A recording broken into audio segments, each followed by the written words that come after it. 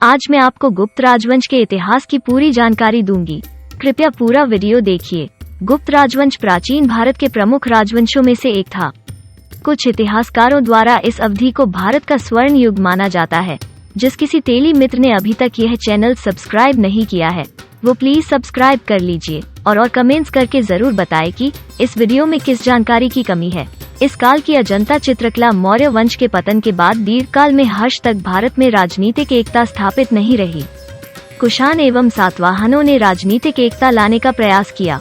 मौर्य उत्तर काल के उपरांत तीसरी शताब्दी ईस्वी में 3 राजवंशों का उदय हुआ, जिसमें मध्य भारत में नाग शक्ति, दक्षिण में वाकाटक तथा पूर्वी में गुप्त वंश प्रमुख हैं। मौर्य वंश के पतन के पश्चात नष्ट हुई राजनीतिक एकता को पुनः स्थापित करने का श्रेय गुप्त वंश को है। गुप्त साम्राज्य की नींव तीसरी शताब्दी के चौथे दशक में तथा उत्थान चौथी शताब्दी की शुरुआत में हुआ। गुप्त वंश का प्रारंभिक राज्य आधुनिक उत्तर प्रदेश और बिहार में था। साम्राज्य के पहले शासक चंद्रगुप्त प्रथम थे, जिन्होंने विवाह द्वारा लिच्छवी के साथ गुप्ता को एकजुट किया। उनके पुत्र प्रसिद्ध समुद्रगुप्ता ने विजय के माध्यम से साम्राज्य का विस्तार किया। ऐसा लगता है कि उनके अभियानों ने उत्तरी और पूर्वी भारत में गुप्ता शक्ति का विस्तार किया और मध्य भारत और गंगा घाटी के कुलीन राजाओं और उन क्षेत्रों को वस्तुतः समाप्त कर दिया जो तब गुप्ता के प्रत्यक्ष प्रशासनिक नियंत्रण में आ गए थे। साम्राज्य के तीसरे शासक चंद्रगुप्त द्वितीय या विक्रमादित्य शौर्य का सूर्य उज्जैन तक साम्राज्य का विस्तार करने के लिए मनाया गया, लेकिन उनका शासनकाल सैन्य विजय की तुलना में सांस्कृतिक और बौद्धिक उपलब्धियों से अधिक जुड़ा हुआ था।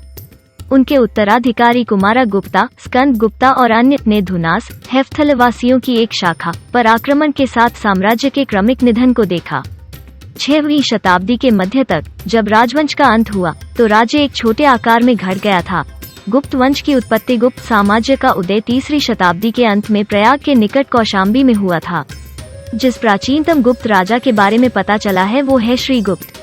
हालांकि प्रभावती गुप्त के पूर्ण ताम्रपत्र अभिलेख में इसे आदिराज कहकर संबोधित किया गया है।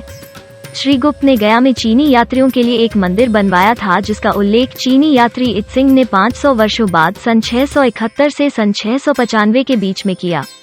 पुराणों में ये कहा गया है कि आरंभिक गुप्त राजाओं का साम्राज्य गंगा, द्रोणी, प्रयाग, साकेत, अयोध्या तथा मगध में फैला था। श्रीगुप्त के समय में महाराजा की उपाधि सामंतों को प्रदान की जाती थी, अतः श्रीगुप्त किसी के अधीन शासक था। प्रसिद्ध इतिहासकार के.पी. जायसवाल के अनुसार श्रीगुप्त भारशिवों के अधीन छोटे से राज्य प्रयाग का शासक था। चीनी यात्री इत्सिंग के अनुसार मगध के मृग शिखावन में एक मंदिर का निर्माण करवाया था तथा मंदिर के व्यय में 24 गांव को दान दिए थे। घटोत्कच श्रीगुप्त के बाद उसका पुत्र घटोत्कच गद्दी पर बैठा। 280 ई से 320 ई तक गुप्त साम्राज्य का शासक बना रहा। वो शाही परिवार का वंशज रहा हो सकता है। प्रभावती गुप्ता के पूना एवं रिद्धपुर ताम्रपत्र अभिलेखों में घटोत्कच को गुप्त वंश का प्रथम राजा बताया गया है। इसका राज्य संभवतः मगध के आसपास तक ही सीमित था। चंद्रगुप्त प्रथम सन 320 में चंद्रगुप्त प्रथम अपने पिता घटोत्कच के बाद राजा बना। चंद्रगुप्त गुप्त वंशावली में पहला स्वतंत्र शासक था। इसने महाराजाधिराज की उपाधि धारण की थी। बाद में लिच्छवी को अपने साम्राज्य में सम्मिलित कर लिया। इसका शासनकाल 320 ई से 335 ई तक था। पुराणों तथा हरिशेन लिखित प्रयाग प्रशस्ति से चंद्रगुप्त प्रथम के राज्य के विस्तार के विषय में जानकारी मिलती है। चंद्रगुप्त ने लिच्छवी के सहयोग और समर्थन पाने के लिए उनकी राजकुमारी कुमार देवी के साथ विवाह किया। स्मिथ के अनुसार इस वैवाहिक संबंध के परिणाम स्वरूप चंद्रगुप्त ने लिच्छवियों का राज्य प्राप्त कर लिया तथा मगध उसके सीमावर्ती क्षेत्र में आ गया। कुमार देवी के साथ विवाह संबंध करके चंद्रगुप्त प्रथम ने वैशाली राज्य प्राप्त किया। चंद्रगुप्त ने जो सिक्के चलाए उसमें चंद्रगुप्त और कुमार देवी के चित्र अंकित होते थे।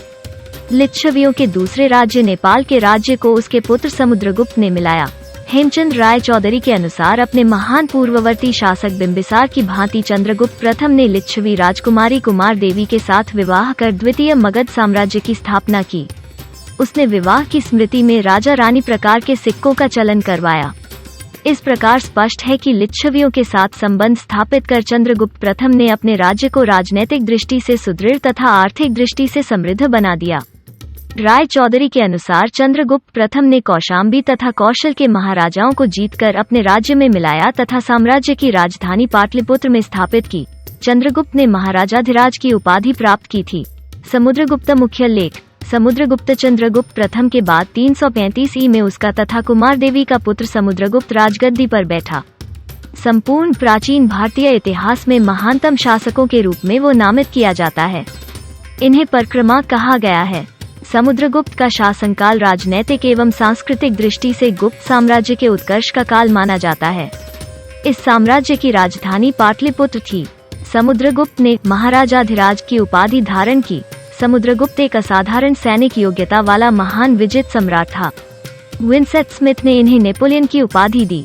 उसका सबसे महत्वपूर्ण अभियान दक्षिण की तरफ दक्षिणापथ था। इसमें उसके 12 विजयों का उल्लेख मिलता है।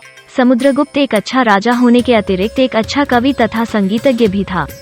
उसे कला मर्मज्ञ भी माना जाता है। उसका देहांत 380 ई में हुआ, जिसके बाद उसका पुत्र चंद्रगुप्त द्वितीय राजा बना। यह उच्च कोटि का विद्वान तथा विद्या का उदार संरक्षक था। उसे कविराज भी कहा गया है। वो महान संगीतज्ञ था जिसे वीणा वादन का शौक था। इसने प्रसिद्ध बौद्ध विद्वान वसुबंधु को अपना मंत्री नियुक्त किया था।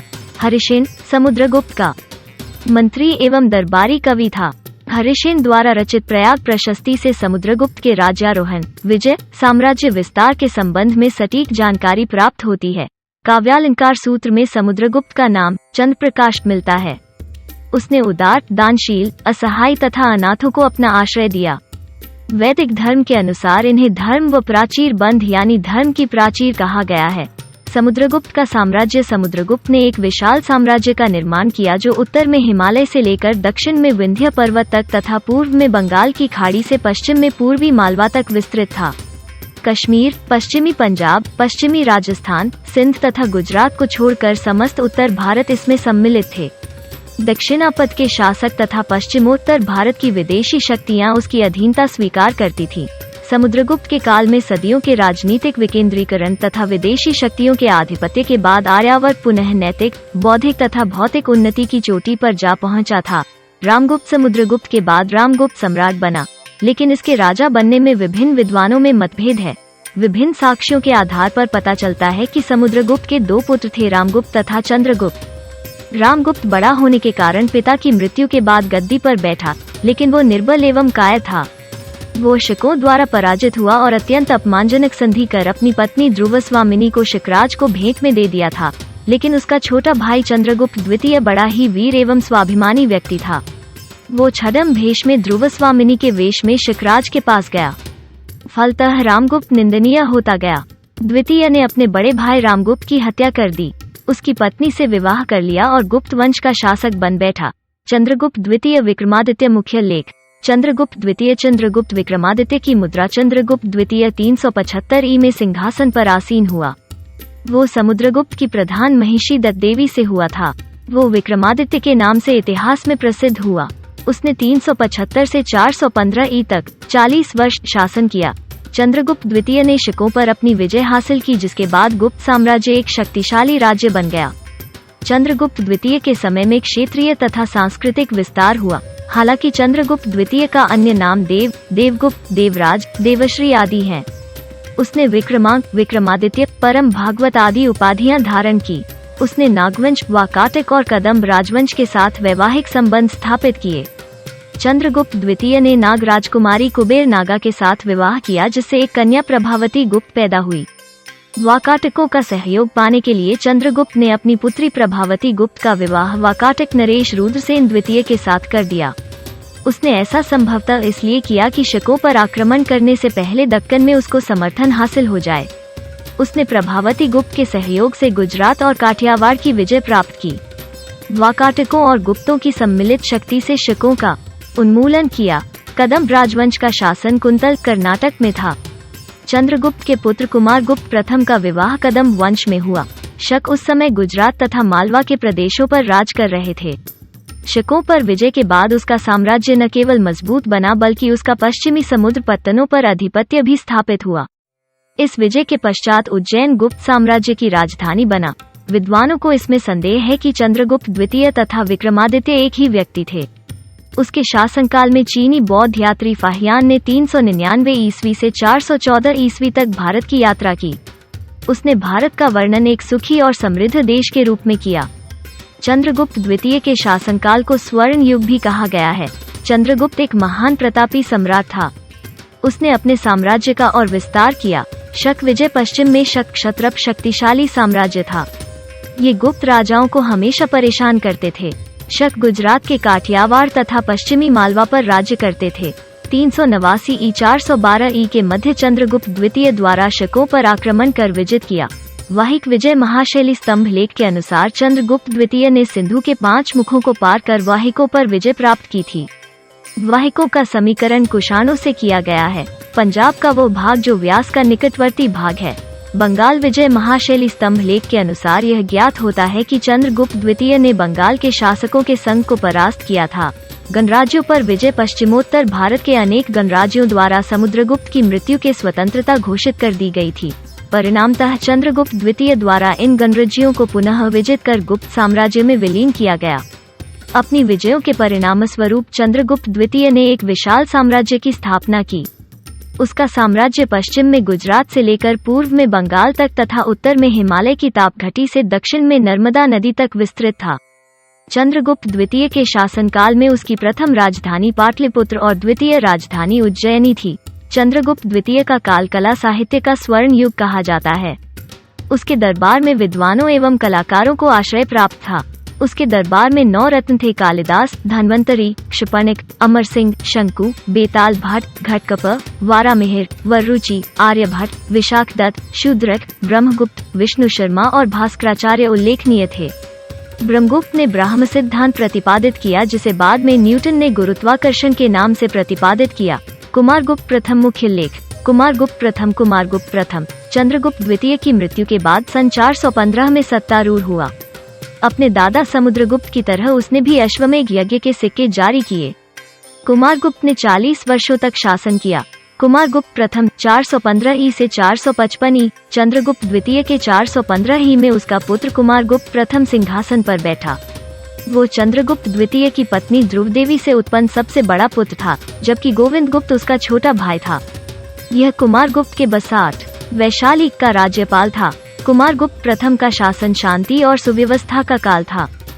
साम्राज्य की उन्नति के पराकाष्ठा पर था। इसने अपने साम्राज्य का अधिक संगठित और सुशोभित बनाए रखा। गुप्त सेना ने पुष्यमित्रों को बुरी तरह परास्त किया था। कुमारगुप्त ने अपने विशाल साम्राज्य की पूरी तरह रक्षा की, जो उत्तर में हिमालय से दक्षिण में नर्मदा तक तथा पूर्व में बंगाल की खाड़ी से लेकर पश्चिम में अरब सागर तक विस्तृत था। कुमारगुप्त प्रथम के अभिलेखों या मुद्राओं से ज्ञात होता है कि उसने अनेक उपाधियां धारण की। उसने महेंद्र कुमार, श्री महेंद्र सिंह, महेंद्रा दिव्य आदि उपाधि धारण की थी। मिलरद अभिलेख से ज्ञात होता है कि कुमारगुप्त के साम्राज्य में चतुर्दिक सुख एवं शांति का वातावरण विद्यमान था। कुमारगुप्त प्रथम स्वयं वैष्णव धर्मानुयायी था, किंतु उसने धर्म सहिष्णुता की नीति का पालन किया। गुप्त शासकों में सर्वाधिक अभिलेख कुमारगुप्त के ही प्राप्त हुए हैं। उसने अधिकाधिक संख्या में मयूर आकृति की रजत मुद्राएं प्रचलित की थी। उसी के शासनकाल में नालंदा विश्वविद्यालय की स्थापना की गई थी।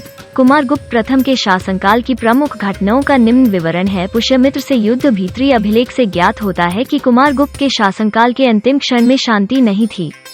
इस काल में पुष्यमित्र ने गुप्त साम्राज्य पर आक्रमण किया।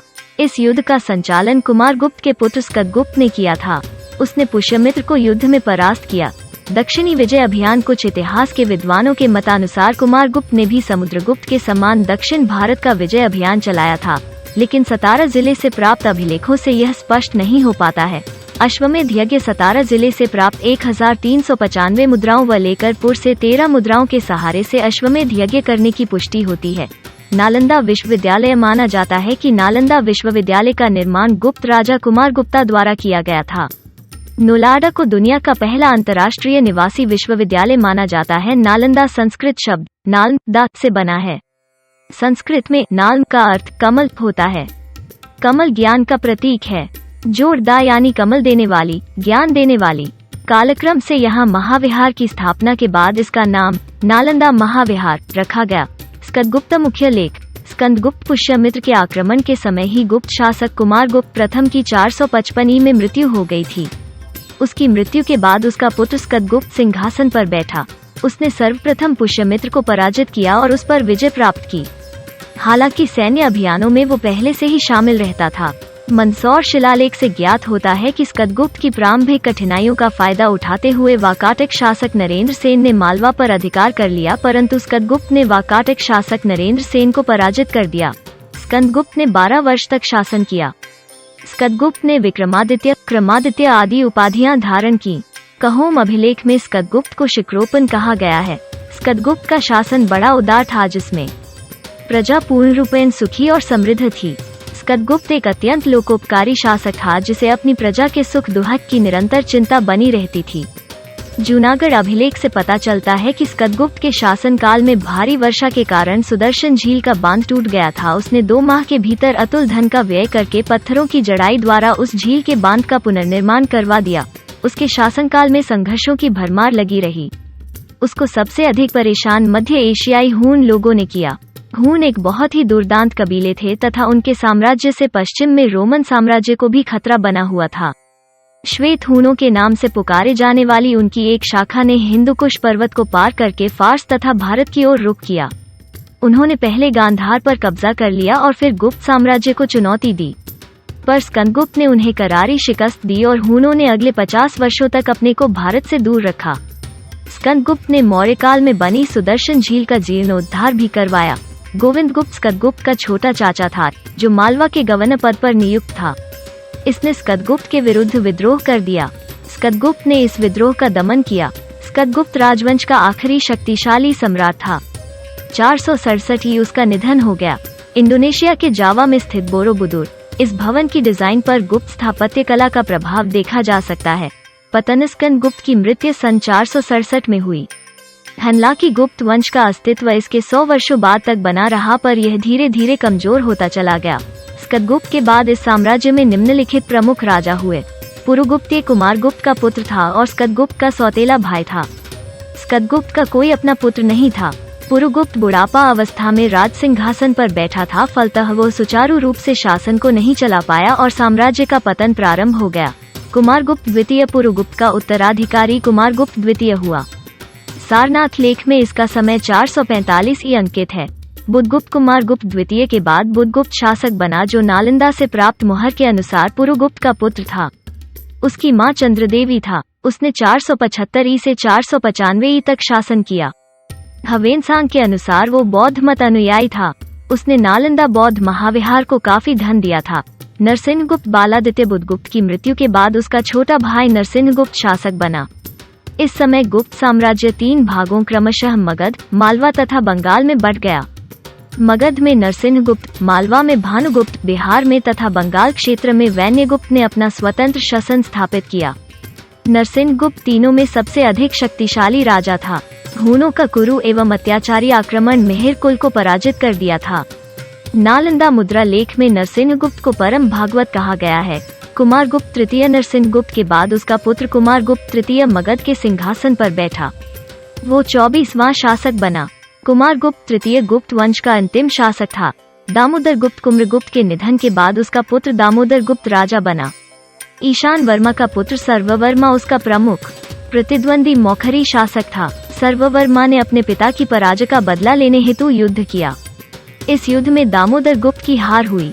यह युद्ध 582 ई के आसपास हुआ था। महासिंह गुप्त दामोदर गुप्त के बाद उसका पुत्र महासिंह गुप्त शासक बना था। उसने मौखरी नरेश अवती वर्मा की अधीनता स्वीकार कर ली। महासिंह गुप्त ने असम नरेश सुस्थित वर्मन को ब्राह्मण नदी के तट पर पराजित किया। अफसर लेख के अनुसार महासिंह गुप्त बहुत पराक्रमी था। देवगुप्त महासिंह गुप्त के बाद उसका पुत्र देवगुप्त मलवा का शासक बना। उसके 2 सौतेले भाई कुमारगुप्त और माधवगुप्त थे। देवगुप्त ने गौड़ शासक शशांक के सहयोग से कन्नौज के मौखरी राज्य पर आक्रमण किया और ग्रहवर्मा की हत्या कर दी। प्रभाकर वर्धन के बड़े पुत्र राज्यवर्धन ने शीघ्र ही देवगुप्त पर आक्रमण करके उसे मार डाला। माधवगुप्त हर्षवर्धन के समय में माधवगुप्त मगध के सामंत के रूप में शासन करता था। वो हर्ष का घनिष्ठ मित्र और विश्वास पात्र था। हर्ष जब शशांक को दंडित करने हेतु गया तो माधवगुप्त साथ गया था। उसने 685 तक शासन किया। हर्ष की मृत्यु के उपरांत उत्तर भारत में अराजकता फैली तो माधवगुप्त ने भी अपने को स्वतंत्र शासक घोषित किया। गुप्त साम्राज्य का 585 में पतन हो गया। बुद्धगुप्त के उत्तराधिकारी अयोग्य निकले और हूनों के आक्रमण का सामना नहीं कर सके। हुनों ने सन 512 में तोरमान के नेतृत्व में फिर हमला किया और ग्वालियर तथा मालवा तक के एक बड़े क्षेत्र पर आधिपत्य कायम कर लिया। इसके बाद सन 606 में हर्ष का शासन आने के पहले तक अराजकता छाए रही। हुन ज्यादा समय तक शासन न कर सके। उत्तर गुप्त राजवंश भी देखें। गुप्त वंश के पतन के बाद भारतीय राजनीति में विकेंद्रीकरण एवं अनिश्चितता का माहौल उत्पन्न हो गया। अनेक स्थानीय सामंतों एवं शासकों ने साम्राज्य के विस्तृत क्षेत्रों में अलग अलग छोटे छोटे राजवंशों की स्थापना कर ली। इसमें एक था उत्तर गुप्त राजवंश। इस राजवंश ने करीब 2 शताब्दियों तक शासन किया। इस वंश के लेखों में चक्रवर्ती गुप्त राजाओं का उल्लेख नहीं है। परवर्ती गुप्त वंश के संस्थापक कृष्णगुप्त ने 510 ई 521 ई स्थापना की।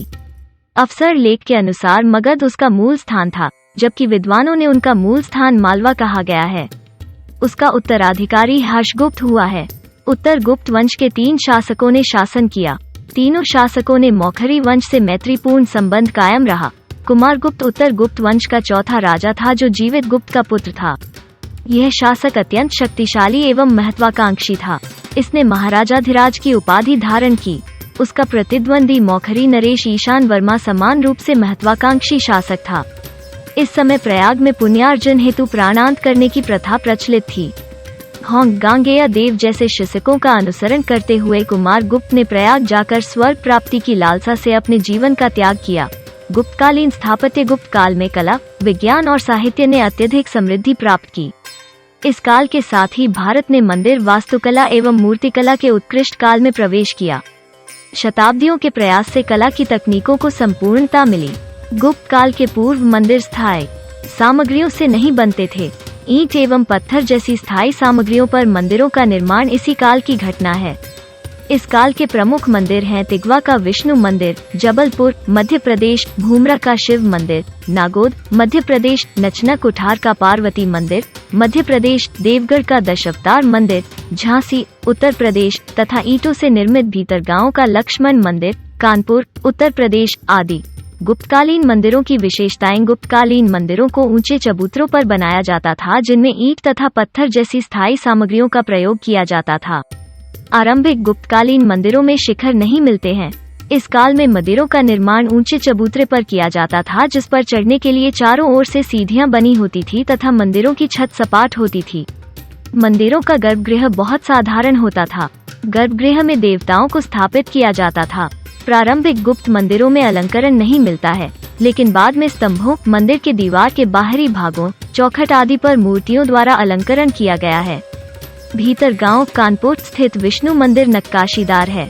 गुप्तकालीन मंदिरों के प्रवेश द्वार पर मकरवाहिनी, गंगा, यमुना, शंख व पद्म की आकृतियां बनी हैं।